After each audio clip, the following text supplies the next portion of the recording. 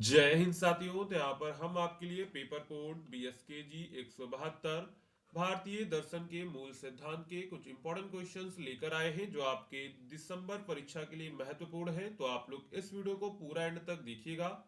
अगर आपको वीडियो पसंद आता है तो वीडियो को लाइक करिएगा, चैनल को सब्सक्राइब करिएगा एंड वीडियो को अपने दोस्तों में शेयर करना मत भूलिएगा। अगर आप लोग किस सब्जेक्ट के गैस पेपर को परचेज करना चाहते हैं जिसमें आपके हमने 20 से 25 इंपॉर्टेंट क्वेश्चंस को कवर किया हुआ है जो आपके एग्जाम के लिए इंपॉर्टेंट है।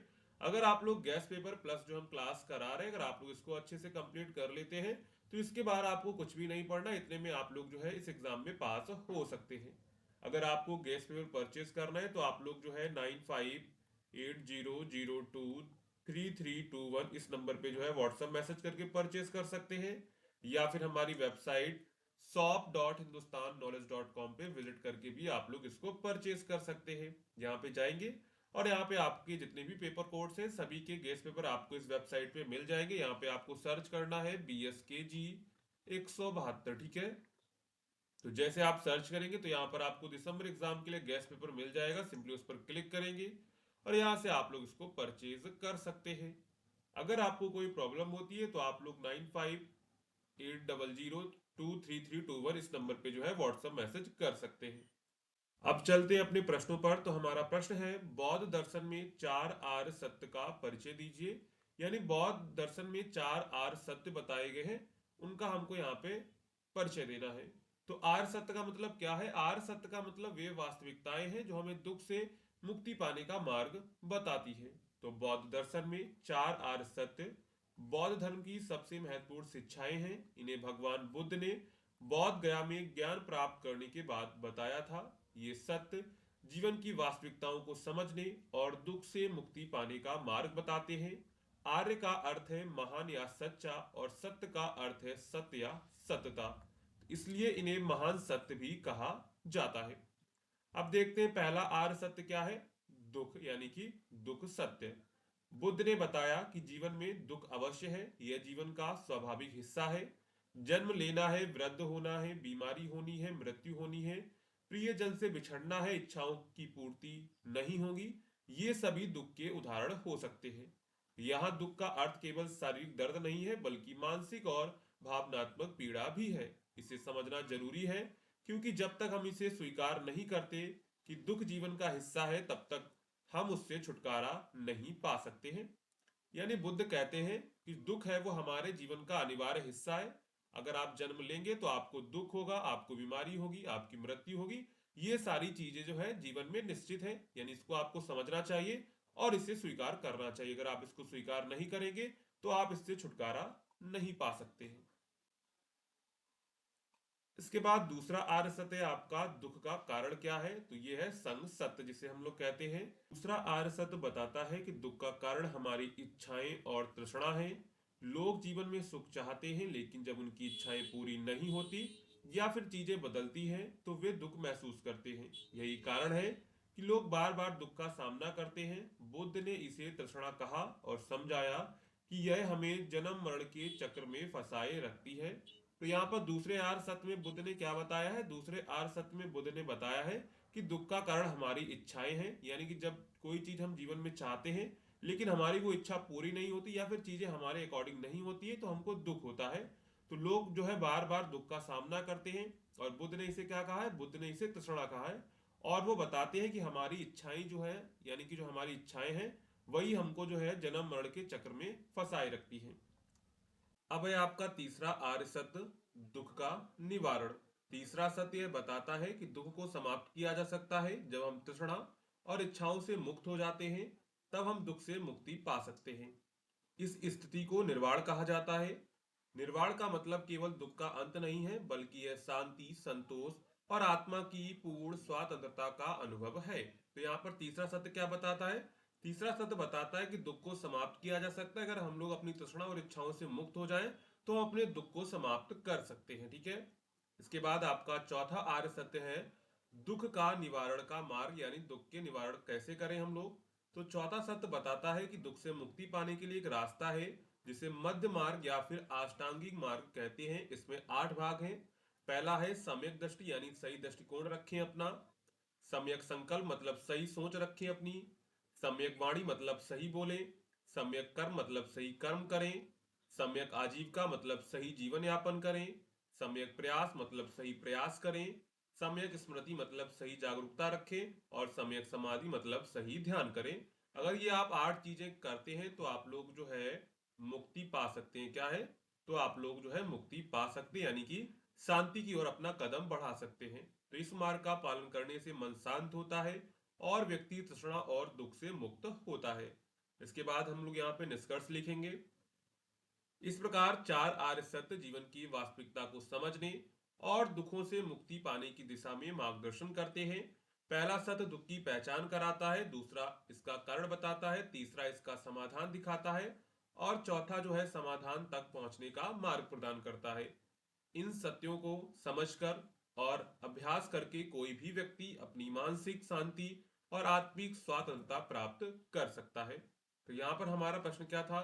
हमारा प्रश्न था बौद्ध धर्म में 4 आर्य सत्य का परिचय दीजिए। तो पहला सत्य था दुख, दूसरा सत्य था दुख का कारण क्या है, तीसरा सत्य था दुख का निवारण कैसे कर सकते हैं और चौथा सत्य था आपका दुख के निवारण का मार्ग क्या है। ठीक है। इसके बाद अगला प्रश्न आपका है यथार्थवाद को स्पष्ट कीजिए। अगर आपने अभी तक वीडियो को लाइक नहीं किया तो वीडियो को लाइक कर दीजिएगा और चैनल को भी सब्सक्राइब कर लीजिएगा। अगला प्रश्न है यथार्थवाद को स्पष्ट कीजिए। तो यथार्थवाद एक दार्शनिक और साहित्यिक दृष्टिकोण है जो जीवन और समाज की वास्तविक परिस्थितियों को बिना किसी झूठी सजावट या कल्पना के सही रूप में प्रस्तुत करने पर जोर देता है। इसका मुख्य उद्देश्य वास्तविक जीवन की सच्चाई को दिखाना, उसे समझाना है। यथार्थवाद न केवल साहित्य और कला में महत्वपूर्ण है बल्कि दर्शन और समाज शास्त्र में भी इसकी बड़ी भूमिका है। तो सबसे पहले देखते हैं यथार्थवाद का अर्थ क्या है। यथार्थवाद का मूल अर्थ है वास्तविकता या सच्चाई पर आधारित दृष्टिकोण। यह किसी भी विषय को सिर्फ कल्पना, भावनाओं या आदर्शों से नहीं देखता बल्कि तथ्यों, अनुभव और वास्तविक घटनाओं पर ध्यान देता है। यथार्थवादी दृष्टिकोण हमेशा यह पूछता है कि चीजें जैसी हैं वैसी ही क्यों हैं और उन्हें बदलने या सुधारने के लिए क्या किया जा सकता है। तो यथार्थवाद का मूल अर्थ क्या है? वास्तविकता या फिर सच्चाई पर आधारित दृष्टिकोण। किसी भी विषय को सिर्फ कल्पना, भावनाओं या आदर्शों से नहीं देखता बल्कि वो तथ्यों पर बात करता है, वास्तविक घटनाओं पर बात करता है। अब देखते हैं यथार्थवाद के मुख्य लक्षण क्या हैं। तो यथार्थवाद का पहला लक्षण है सच्चाई का चित्रण करना। यथार्थवाद वास्तविक जीवन और समाज की परिस्थितियों को ज्यों का त्यों दिखाने का प्रयास करता है। इसमें किसी प्रकार का अतिशयोक्ति या कल्पनात्मक रंग नहीं होता है। इसके बाद है व्यक्तित्व और समाज पर ध्यान देना। यह व्यक्ति और समाज के बीच के रिश्तों को समझने और दिखाने का काम करता है। लोग क्यों ऐसा करते हैं, उनके निर्णय और संघर्ष क्यों होते हैं और यह यथार्थवाद की सोच का हिस्सा होता है। वास्तविक परिस्थितियों का अध्ययन करना। यथार्थवादी दृष्टिकोण में समाज, राजनीति, आर्थिक स्थिति और सांस्कृतिक परंपराओं का गहरा अध्ययन होता है। इसके बाद है भावनाओं का संतुलित प्रदर्शन। यथार्थवाद में भावनाएं नहीं होती लेकिन अत्यधिक नाटकीयता और कल्पना नहीं होती है। भावनाओं को यथार्थ के अनुरूप दिखाया जाता है, यानी कि वहां पर क्या होता है, भावनाओं का स्थान तो होता है लेकिन उनको क्या कहते हैं, यथार्थ के रूप में दिखाया जाता है। कोई वहां पे कल्पना नहीं की जाती है। इसके बाद देखेंगे यथार्थवाद का उद्देश्य क्या है। तो यथार्थवाद का मुख्य उद्देश्य समाज और जीवन की सच्चाई को जनता के सामने लाना है। यह आदर्शवाद की तरह केवल सुंदर और काल्पनिक दुनिया नहीं दिखाता। यथार्थवादी दृष्टिकोण से लोग अपने जीवन और समाज की समस्याओं को बेहतर ढंग से समझ सकते हैं और उनके समाधान खोज सकते हैं।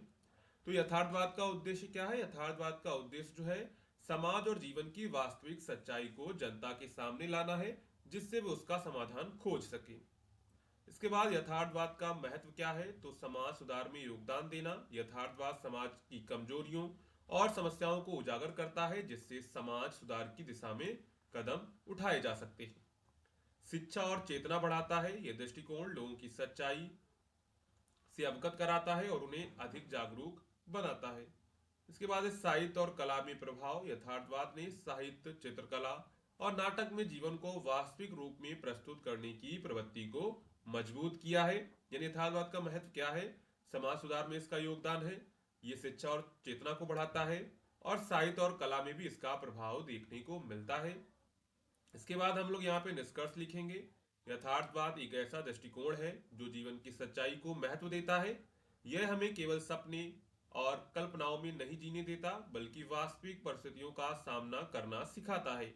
यह दृष्टिकोण समाज, व्यक्ति और जीवन के बीच जटिल रिश्तों को समझने में मदद करता है। इसलिए यथार्थवाद केवल दर्शन या साहित्य तक सीमित नहीं है, बल्कि यह हमारे दैनिक जीवन में भी महत्वपूर्ण भूमिका निभाता है। तो यहाँ पर देखिए यथार्थवाद का मतलब क्या है। यथार्थवाद का मतलब है समाज की जो है वास्तविक समस्याओं को जनता तक पहुंचाना है, और जो जिससे उनका समाधान निकल सके। तो यथार्थवाद का हमने अर्थ देखा, उसके मुख्य लक्षण क्या है। सच्चाई का चित्रण करना, वास्तविकता और समाज पर ध्यान देना, वास्तविक परिस्थितियों का अध्ययन करना और भावनाओं का संतुलित प्रदर्शन। इसके बाद हमने उद्देश्य देखा, उसके बाद महत्व देखा, इसके बाद हमने यहाँ पे निष्कर्ष लिख दिया। तो अगर आपके एग्जाम में प्रश्न आता है तो आपको ऐसे ही अपने प्रश्नों के उत्तर देने हैं, ठीक है। इसके बाद आपका अगला प्रश्न है, जैन दर्शन के द्रव्य विचार सिद्धांत पर प्रकाश डालिए। यानी जैन दर्शन में एक द्रव्य विचार सिद्धांत है, उसके बारे में यहाँ पर चर्चा करेंगे। तो जैन दर्शन में संपूर्ण ब्रह्मांड का विश्लेषण और अध्ययन द्रव्य के आधार पर किया गया है। द्रव्य का अर्थ है वह जो स्थायी रूप से अस्तित्व में रहता है, जिसका अनुभव या ज्ञान किया जा सकता है। जैन दार्शनिकों के अनुसार संसार केवल द्रव्यों से ही बना है, इसलिए जैन दर्शन में द्रव्य विचार का महत्व बहुत अधिक है। अब देखते हैं द्रव्य का अर्थ और उसकी विशेषताएं क्या है। तो जैन दर्शन में क्या है, संपूर्ण ब्रह्मांड का विश्लेषण और अध्ययन जो है द्रव्य के आधार पर किया गया है। द्रव्य का अर्थ क्या है, द्रव्य का अर्थ है जो स्थायी रूप से अस्तित्व में रहता है, जिसका अनुभव कर सकते हैं और जिसका ज्ञान किया जा सकता है। और जैन दर्शन कहता है कि संसार केवल जो है द्रव्यों से ही मिलकर बना है। द्रव्य स्थायी, वास्तविक और अपरिवर्तनीय तत्व है। जैन धर्म के अनुसार प्रत्येक द्रव्य का अपना स्वरूप होता है, गुण होता है और कार्य होता है। द्रव्य को समझना, उसकी प्रकृति और गुणों का अध्ययन करना ही द्रव्य विचार कहलाता है। द्रव्य का मुख्य उद्देश्य यह जानना होता है कि वस्तुएं कैसे अस्तित्व में हैं और उनका ब्रह्मांड में क्या स्थान है। तो यहाँ पर हमने देखा द्रव्य क्या है, द्रव्य स्थायी, वास्तविक और अपरिवर्तनीय तत्व है। जैन धर्म के अनुसार प्रत्येक द्रव्य का अपना अलग स्वरूप होता है, गुण होता है और कार्य होता है। द्रव्य को समझना, उसकी प्रकृति और गुणों का अध्ययन करना ही द्रव्य विचार कहलाता है। द्रव्य का मुख्य उद्देश्य यह जानना है कि वस्तुएं जो है कैसे अस्तित्व में हैं और उनका ब्रह्मांड में क्या स्थान है, ठीक है। इसके बाद हम लोग देखेंगे द्रव्य का वर्गीकरण। तो जैन दर्शन के अनुसार द्रव्य को दो मुख्य प्रकारों में बांटा गया है। पहला है जीव, सजीव और दूसरा है अजीव यानी कि असजीव। तो जीव यानी सजीव द्रव्य क्या है, यह वह द्रव्य है जिसमें जीवन और चेतना होती है। जीव को आत्मा भी कहा जाता है। जीव के पास ज्ञान, दर्शन और कर्म को अनुभव करने की क्षमता होती है। इसके बाद दूसरा है अजीब, जिसे हम लोग असजीव कहते हैं। यह द्रव्य बिना जीवन और चेतना के होता है। अजीव द्रव्य को भी 5 भागों में बांटा गया है। पहला है पृथ्वी, जल, अग्नि, वायु, आकाश, जिसे हम लोग क्या कहते हैं, पंच तत्व कहते हैं। क्या कहते हैं, पंच तत्व। और इन्हीं को जो है जैन दर्शन में कहा गया है अजीव द्रव्य, ठीक है। अब देखते हैं द्रव्य के गुण और कर्म क्या है। तो जैन दर्शन में प्रत्येक द्रव्य के कुछ विशेष गुण माने जाते हैं। जीव द्रव्य अपने कर्मों के माध्यम से भौतिक और आध्यात्मिक परिणाम उत्पन्न करता है। कर्म किसी भी द्रव्य का स्थायी हिस्सा नहीं है, लेकिन जीव की गतिविधि और जीवन की दिशा को प्रभावित करता है। अब देखते हैं द्रव्य विचार का महत्व क्या है। तो यह सिद्धांत हमें संसार की वास्तविकता को समझने में मदद करता है। यह बताता है कि सभी चीजें किसी न किसी द्रव्य से बनी हैं और उनका अपना अस्तित्व है। इससे मनुष्य को अपने कर्मों और जीवन के उद्देश्य को समझने में सहायता मिलती है। जैन सिद्धांत यह ज्ञान आत्मा की मुक्ति और मोक्ष प्राप्ति के मार्ग का आधार है। अब देखिए यहाँ पर जैन दर्शन के अनुसार द्रव्य विचार क्या था। जैन दर्शन मानता है कि पृथ्वी पर जो भी चीजें अस्तित्व में हैं वो सब द्रव्य के कारण हैं। उन्होंने बताया कि द्रव्य जो है स्थायी, वास्तविक और अपरिवर्तनीय तत्व है। उनका मानना है कि प्रत्येक द्रव्य का अपना स्वरूप होता है, गुण होता है और कार्य होता है। उनका अध्ययन करना, उनकी प्रकृति के गुणों का अध्ययन करना ही द्रव्य विचार कहलाता है। अब द्रव्य का वर्गीकरण हुआ था जीव और अजीव में। तो जीव में आते हैं जिनके पास जीवन और चेतना होती है। अजीव में वे आते हैं जिनके पास जीवन और चेतना नहीं होती है, जैसे पृथ्वी, जल, अग्नि, वायु, आकाश। इसके बाद हमने देखा द्रव्य के गुण और कर्म। इसके बाद द्रव्य विचार का महत्व क्या है, तो यह सिद्धांत हमें संसार की वास्तविकता को समझने में मदद करता है। यह बताता है कि सभी चीजें किसी ना किसी द्रव्य से बनी है और उनका अपना अस्तित्व अलग से है। ठीक है, इससे मनुष्य को अपने कर्मों और जीवन के उद्देश्य को समझने में सहायता मिलती है।